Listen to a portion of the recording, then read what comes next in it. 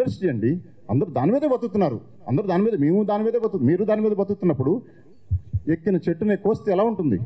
Telugu film hub అని ఇంకా ఇతరత్ర కొన్ని కంప్లైంట్ ఆల్రెడీ పెట్టాము ప్రొడ్యూసర్ కౌన్సిల్లో, వెంటనే స్పందించారు. Okay, we should appreciate that. Release అవ్వకముందే పెట్టాడు రివ్యూ 24 hours ముందు.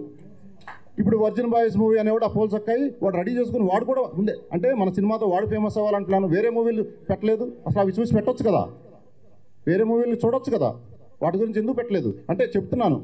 వాడు కూడా ఫేమస్ అవుదాము, ఏదో ఒక కంట్రవర్సీ చేసి వాడికి ఎందుకులే చెప్పింది మళ్ళీ చెప్పటము. ప్రమోషన్స్ కనిపిస్తున్నాయి కాబట్టి దీన్ని పట్టుకుంటే ఇది చేద్దామని.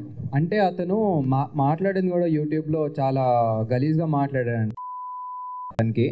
అది బాడీ షేమింగ్, అది లిటరల్గా దట్స్ లీగల్ ఒఫెన్స్ అది.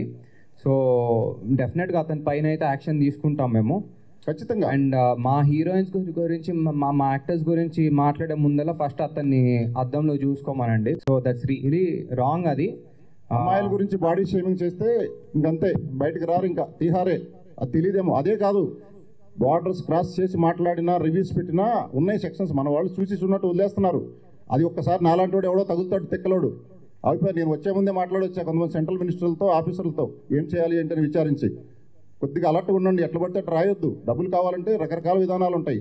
ఎవరో ఎంటర్టైన్మెంట్ని తొక్కేసి మీరు ఇంకా దాని గురించి మాట్లాడొద్దు. శవాల మీద మీరు ఏదో అంటారు కదా, పేలాలు తినండి, శవాన్ని కూడా కోసుకు తింటున్నారు. శవాల మీద పేలాలు తింటే ఓకే, శవము అక్కడికి వెళ్ళేలోపు శవం కూడా ఉండదు, ఉట్టి అది పాడి ఉంటుంది, శవాన్ని కూడా కోసేస్తున్నారు. ఏం లేదు బ్రదర్, ప్రతి సినిమా పరిస్థితి ఇలాగే ఉంది. Thank you so much. కొంచెం మీ అందరు సపోర్ట్ కావాలి. వాళ్ళు ఎవరో కనిపెట్టండి, ఒకళ్ళిద్దరు ఉన్నారు, అట్లాంటి వాళ్ళని ఎంటర్టైన్ చేయమాకండి.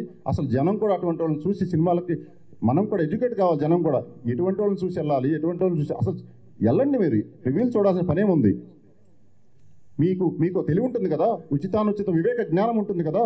ఎవడో రివ్యూ చూసి ఆడెవడో దాన్ని పట్టుకొని సినిమాకి వెళ్ళాల్సిన పనే ఉందంట. మీకు ఎంటర్టైన్మెంట్ కావాలా వద్దా? Thank you for your support.